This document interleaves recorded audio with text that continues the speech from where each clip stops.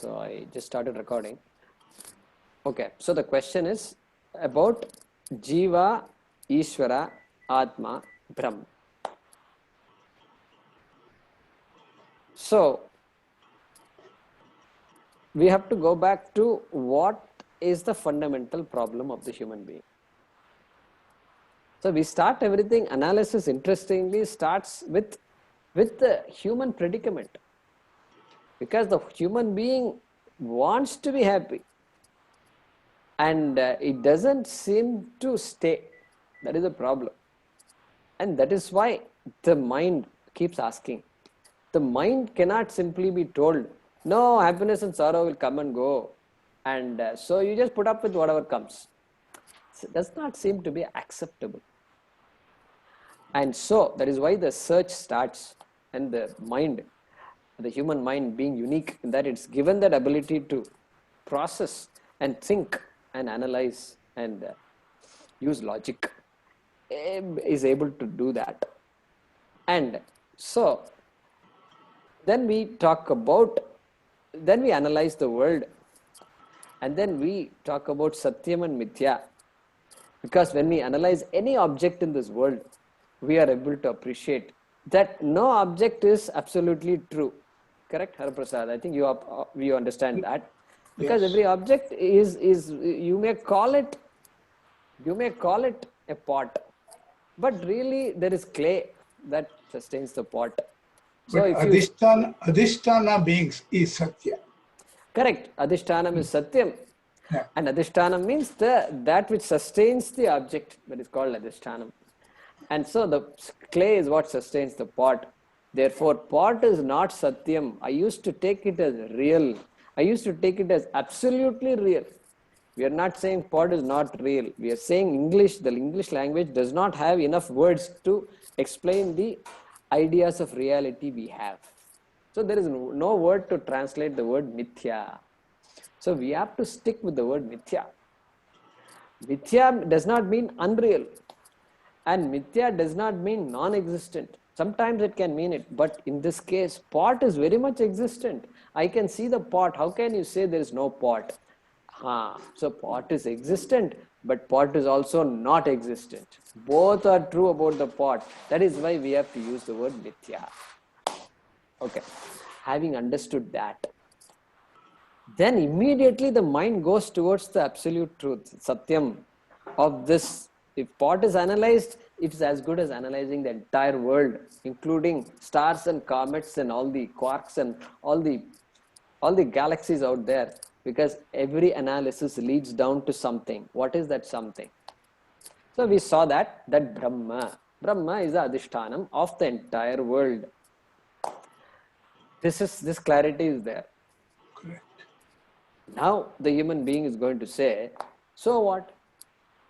Great, you have done I bow down to you and you have done an excellent analysis. And Jagat Karanam Brahma. You are saying that, okay, I believe you. I even understand you. Yeah. But that doesn't do anything to me. I still have problems in my life, and I'm confused, and I'm not happy at all. Because finally it comes down to me, the human being, correct? It has to mean something to the human being. And he says, no, this doesn't it's okay, great. You guys study about Brahma, I'm not interested. The valid point. So you have to connect all this to the person. Then who is the person who is saying all this? We say that person is Jiva. That person is Jiva. Why? Because the body does not complain that the body is fat. Body doesn't worry about fatness and thinness and diseases and all that. Body doesn't say, I have a disease. My dear, come on, listen to me. Take care of me. Take me to the hospital. Body doesn't say that. Body happily gains weight. And Vinayaka Chaturthi happily gains weight. But it's a human being who worries about, oh my God, now I need to run the extra mile to lose weight. This running the extra mile and all that, who is it? Who is the person who is worried about weight? That is a question we are asking. Okay. So that person, the sorrow is for that person. Sorrow is not for the body. Sorrow is not for the sense organs. My eyes don't care that it is not able to see properly. There is somebody behind the eyes that cares a lot about the eyes and worries about the eyes. Correct? And so we are questioning about that person. And that person is called the Jiva. Jiva, the conscious being. The being that is conscious of the body, conscious of the senses, conscious of the mind also. So we don't say the mind, Atma is the mind. We say, the mind is there, mind is as much mithya as your pot is, as much mithya as the body is. And then what is adhishthanam of the mind? What is it that sustains the mind? The same question you asked about the pot, you should ask about the mind also. Correct, Har Prasad? Okay. Okay. So then what happens? You get down to Atma. Just like you came to Brahma when you analyze the world, you will come to Atma when you analyze this body and when you analyze the Jiva. Okay. Therefore, Atma, you are nothing but Atma. Okay. Then what? Now I'm beginning to follow. Then what? Then still I'm not, doesn't help me. Hey, that Atma, what is the connection between Atma and Brahma? You analyze the world and you say the world was Brahma. You analyze the self and then you said the body is nothing but Atma. What is the relationship between Atma and Brahma? The relationship has to be one of equality. Atma has to be same as Brahma. Otherwise, there are two truths. Correct? I am also part of the world, really speaking. When you say you analyze the world to come up with Brahma, then include yourself. I did not include before, now I have to include myself. And so that Atma and Brahma are identical. It's the grandest equation you can have. And so that Atma and Brahma are identical. And sometimes they will say Jiva and Ishvara are identical. Yeah, that's the question. How? Okay, so Jiva and Ishvara are identical. So we talk about essentially identical. Essentially identical. The essence of Jiva, which is Atma, and the essence of Ishvara, which is also Atma, and the essence of the world, which is Brahma, they're all identical. They're all identical. But Jiva is mithya, right? Correct. Jiva is mithya, Ishvara is also mithya. We have to be careful when we say that. And mithya. That is why we have to say essentially identical. Jiveshvara Aikyam, essentially identical. This body cannot be equated to anything else in this world, Haraprasad. Why? Because the body is finite. The body is finite. It occupies a particular space at a particular time. And and it's unique. And so there is no question of equating the body to anything else in this world. Forget Ishvara. Yeah.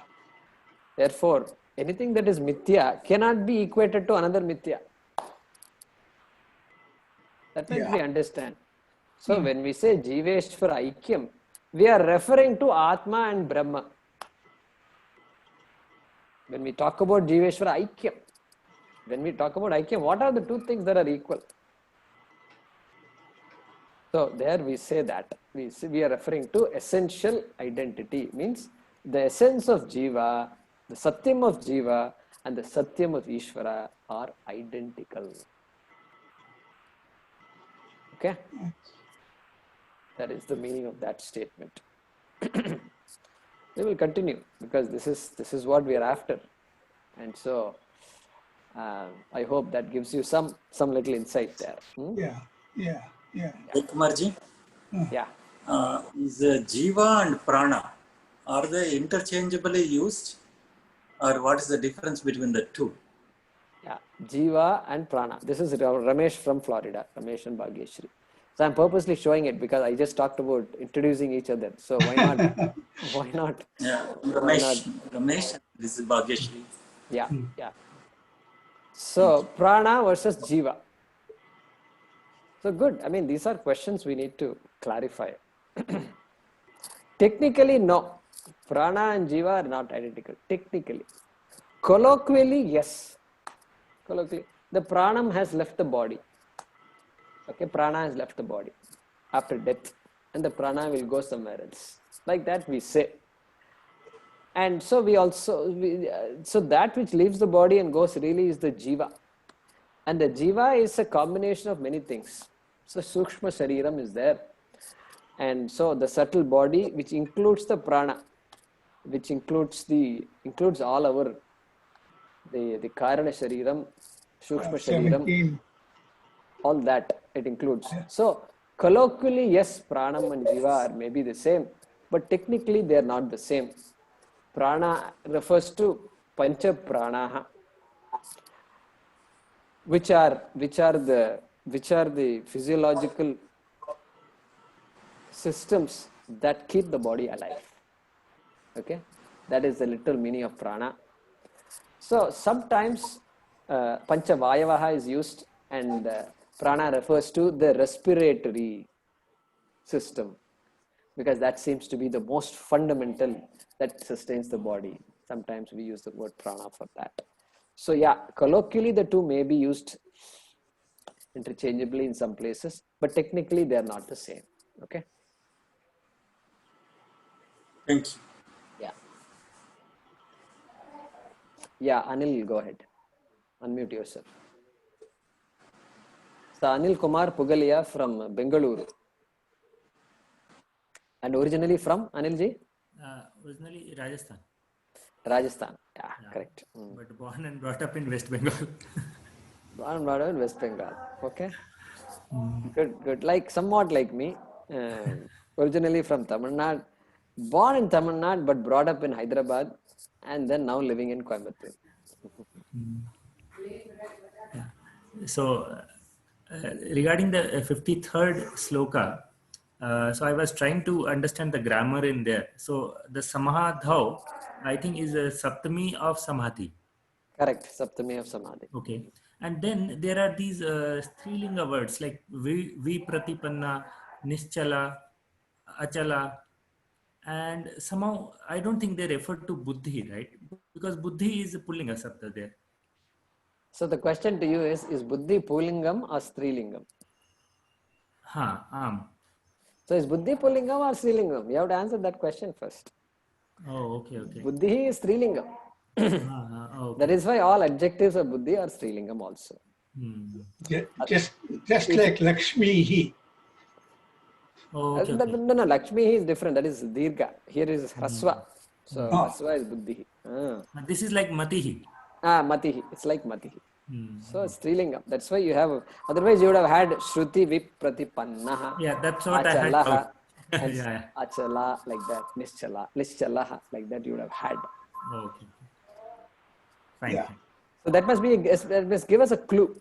So if we didn't know the gender of Buddhihi, then all these other words will give us a clue that there is a feminine gender word sitting somewhere. Yeah, that we will get the clue only if we know that these words refer to this.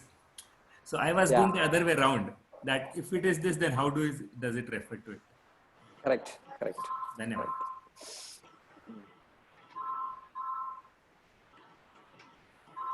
Any other questions? Good. If there are no other questions, then we can.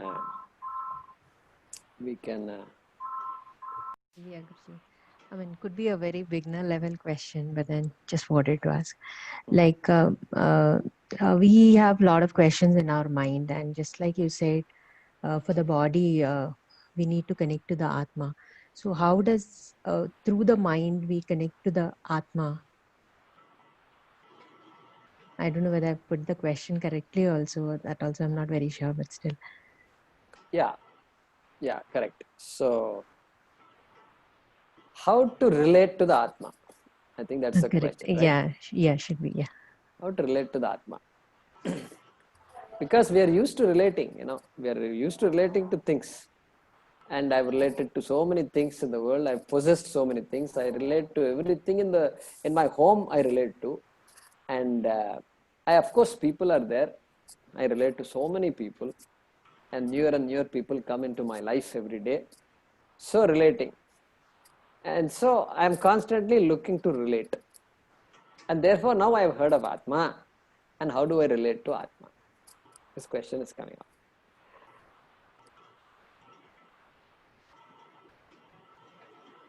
Unfortunately, Atma is not different from you. If Atma were different from you, you can hug Atma. You can pray to Atma. You can go for a walk with Atma. You can fight with Atma, argue with Atma. Unfortunately, Atma is you. Okay. So, in that sense, you cannot relate to Atma. Okay? I'm giving you something to think about. How can you relate with yourself? I can relate to my body. I love my body. I love my looks. I'm not happy about my health, so I want to improve my health. Okay. All this I can do. So I relate to my body. I relate to my body. Look at that. That means what? When I say I relate to my body, I am not the body. I am not the body. Correct? See, my foot is aching. My feet are aching. Because I went for a hiking and all these things, and so I came back. My feet are aching. Okay. My feet are aching means whose feet are aching? Body's feet. My Body's feet are aching. Who is this mind? We don't ask these questions. Only in this Vedanta class we ask all these questions, and then we said, what is this? My teacher did not teach me all this.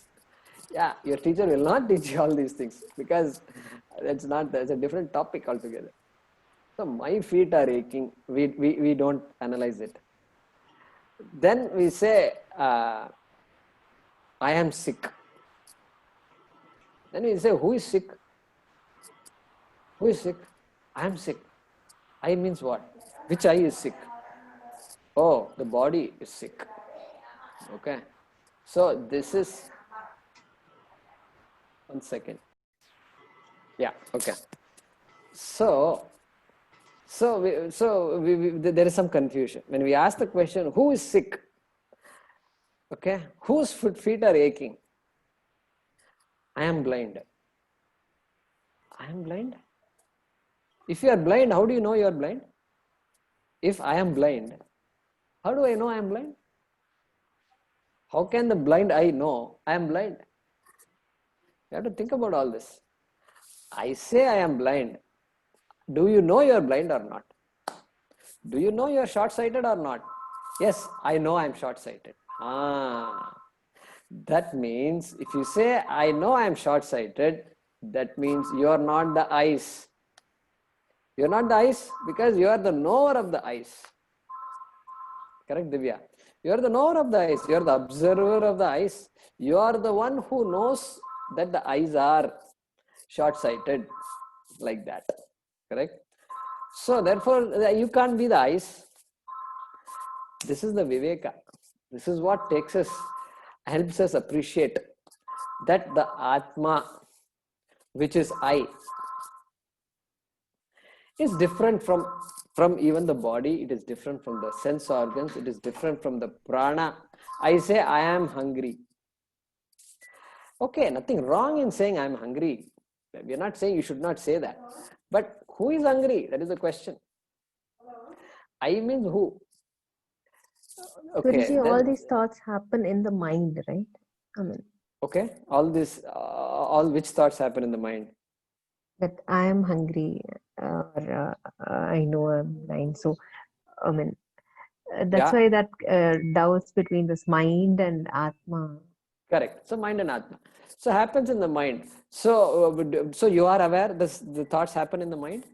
You just said all these thoughts happen in the mind. So you are aware of it. You are aware that you have these thoughts. You are aware. Suppose you say I am sad. Today I am sad. So do you know that you're sad or you don't know you're sad? I know I'm sad. Only then I can say I'm sad. So therefore there is a knower of the sadness. The mind doesn't tell you, look, I'm sad. It doesn't say that. The mind doesn't know to say it's sad. There has to be somebody behind the mind that looks at this mind and says, I do not like this state of mind. Correct? Correct? So therefore, very important thing to think about. Therefore, whatever I see cannot be me. Whatever I perceive cannot be me. Even if it is my own thought. The thought seems to be so central, so important, right? Our whole life revolves around thoughts and what we think, how we think, etc. Our decision making, it's all mind, intellect. But then Shastram says, wait a minute, you are the observer of the thoughts. You are really not the thought. Very important observation. Very important observation. Even before, that is what starts us into this journey of Vedanta. I cannot be the mind. That's why somebody forwarded in our WhatsApp group some time ago a statement made by Swamiji, I think. What is it?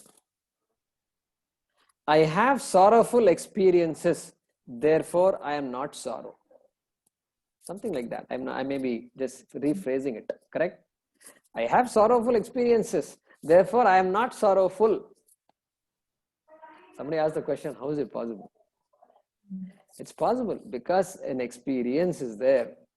And you have to take yourself to be the experience in order to say, I am sorrowful. But I observe a sorrowful experience. I have to be the observer of the experience. If I say I am the observer, then I can say I am not the experience. If I take myself to be the experience, like I take myself to be the body, then I am in for trouble. The body's problems will become my problems. My problems. Body's problems should be body's problems. And I take care of the body. Whatever I should do, I will do. But the problems of the body cannot be my problem. The problems of the mind cannot be my problem.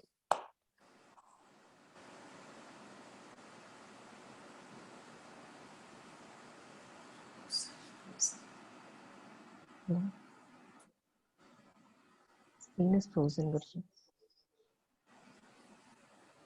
Kumarji, your Your audio screen and is video is frozen. frozen.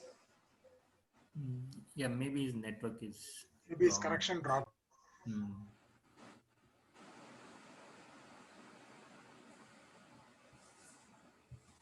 Kumarji?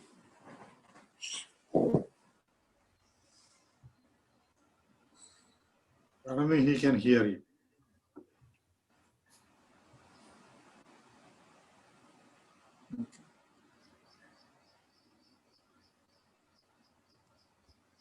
Kumarji? He lost connection. Yeah, he lost. Yes, I think he lost the connection.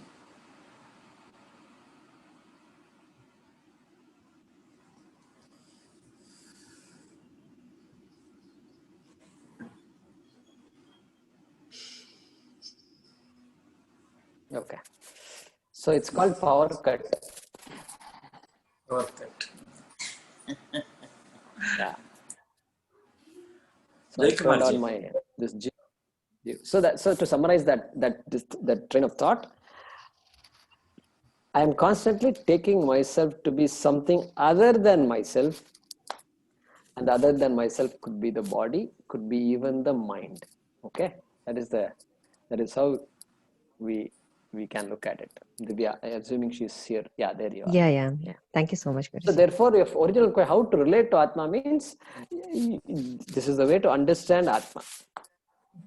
That I am the observer of everything. I am the observer of what's happening in my mind. Just like when I say I observe the tree, that means what? You are not the tree. Nobody says I am the tree. That confusion is never there. Like that, same thing. Body also. Body is an object. I am the subject. Sense organs as the object. I am the subject. I am not the object. Subject and object are different. And likewise, the mind is an object. I am the subject. Okay? Thank you so much. Yeah. Good. Jaykumarji, I mean, going back. Okay, go ahead, Prasad. Go ahead. Yeah. Going back on Hariprasadji's. So, Prasad, what you should do is you should introduce yourself, and then let's ask the question. Yeah. Okay. I am Prasad Gurajala. I'm hails from Houston. Well, I have been associated with Vedanta and Bhagavad Gita classes for quite some time. And in fact, Jay Kumarji led the Bhagavad Gita classes here in Houston. And I'm an IT consultant from Houston. And originally from Prasad? I'm sorry? Originally from? I'm from Andhra Pradesh. Okay, good. Yeah. From Nellore. Nellore. Yeah. So what I was referring was Hariprasadji's question on Jiva and Ishvara. So can I put this way that it's the individual causal aspect versus the collective or cosmic causal aspect as Ishvara. So it's like within the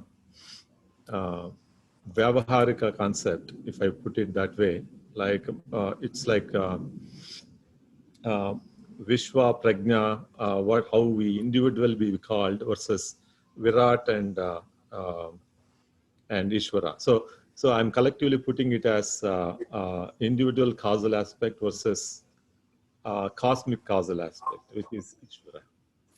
Yes, yes. So you can say it like that. So because Atma and Brahma are identical, and so we call it in Sanskrit. We use the words Vyashti and Samashti. Vyashti. So microcosm. There is a universe right here in this body, and there is the physical universe that you see outside. So they seem to be vastly different.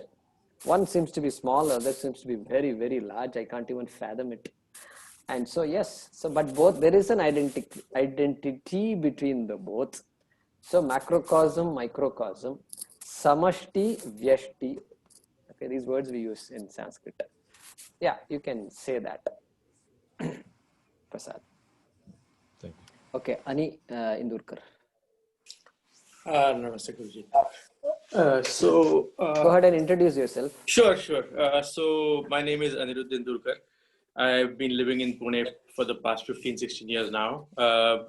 Work life took me all over the world, and like I said, here for the last 15 years. And my family is from Nagpur, so I'm not too far away from where my family kind of originates from. Just about 900 kilometers, perhaps west and south. So that's a little bit about me. So today's questions, I think, are on the same theme, but I will ask what I was thinking about. We refer to mana as an indriya, at times the sixth indriya or whatever. Yet we do not say the same about buddhi. So because perhaps it doesn't have any doership to it, it's maybe just the seat of knowledge. That's kind of how I'm making a distinction in my mind. I don't know if it is correct or not. Whereas the man is, as we said earlier, is the seat of thought. So that is perhaps the distinction between the two. Is buddhi at a different order of reality compared to the man, was the first question. And the obvious thing is that from both these, man, buddhi, atma is of a completely different order of reality, or completely different plane of reality even. So those I would like to, so these thoughts are constant confusion. From time to time they come up and go, but I just wanted to kind of voice them and hear your interpretation, bhashya, on that. Yeah, so if we can rephrase your question, summarize your question. There is the mind. We understand the mind. And then there is also the intellect. We use the word buddhi for that. And so is there a difference between the two? Are they identical? They are clearly not identical. Otherwise, we would not have different words. So the question is related to the mind. That is the main theme of the question. Okay, so in our Shastram, the Shastram uses the word antahkaranam. Antahkaranam. Karanam means instrument. Instrument. Like all my sense organs and my organs of action. 5 sense organs and 5 organs of action. Hands, legs, vocal cords, the mouth, the apparatus, vocal apparatus. All these are organs of action.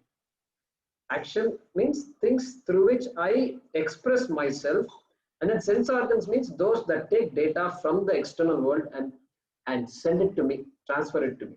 These are the 10 organs we have. They're all called karana. And then antahkaranam, the mind, inner instrument. That is the way the Shastram talks about it. Okay, mind.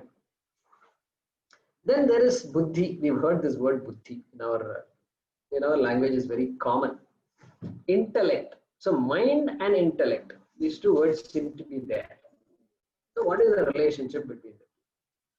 So now is the best time for me to introduce this chariot analogy. Chariot analogy. There is the Upanishad, Kathopanishad, which symbolizes this human being as a chariot. Chariot.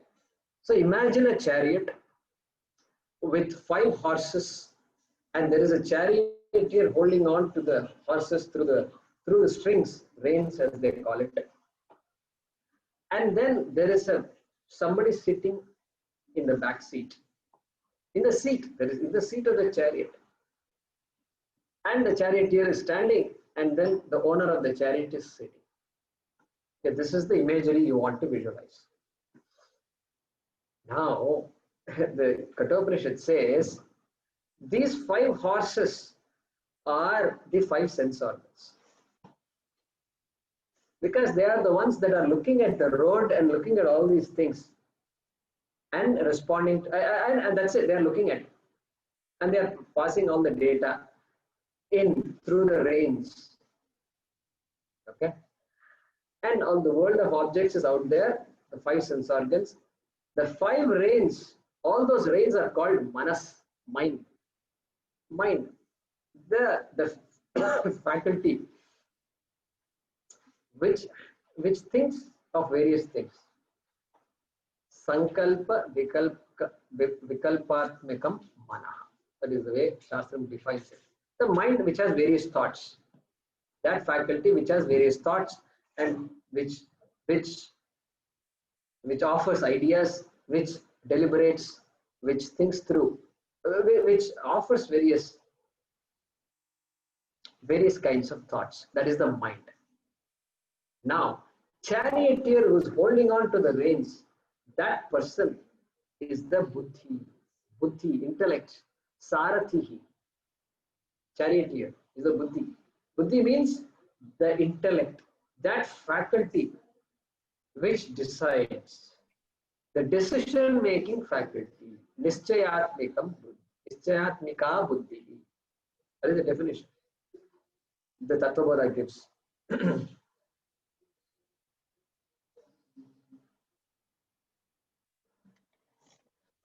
So, charioteer is the buddhi, intellect. The reins are the mind. Charioteer is the one who is holding on to the reins. So the intellect is the one that has to hold on to the mind. Why? Otherwise the mind can get carried away. Okay, just a subtle distinction. We don't know really in the mind which part of the brain is buddhi, which part of the brain is mind. We need not be interested in that. Shastra Vedanta is not interested.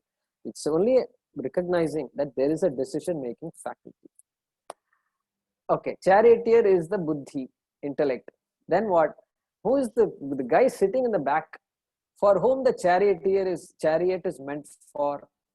The horses are meant for. The charioteer is meant for. That person, the Upanishad says, is the karta bhokta. Is the bhokta. That is the person for whom the entire system is made for. Okay. So back to your question. We don't want to analyze this too much. This is satsang. So back to your question about manas and buddhi, mind and intellect. So in this imagery, the two are different. One is the decision-making faculty. The other is Sankalpa Vikalpatma, constantly providing thoughts, options. Should I do this? Should I not do this? Good day. Oh, doesn't seem to be a good day. Should we go to the movie? Not go to the movie. This is the mind. Constantly offering options. Intellect decides, puts an end to that vacillation. Okay. So that is the intellect. So that's the relationship between the two. And then there is a lot more about the mind they talk about, etc. We will cover that at another time. Okay. Yeah, good. Okay. So we will stop with that.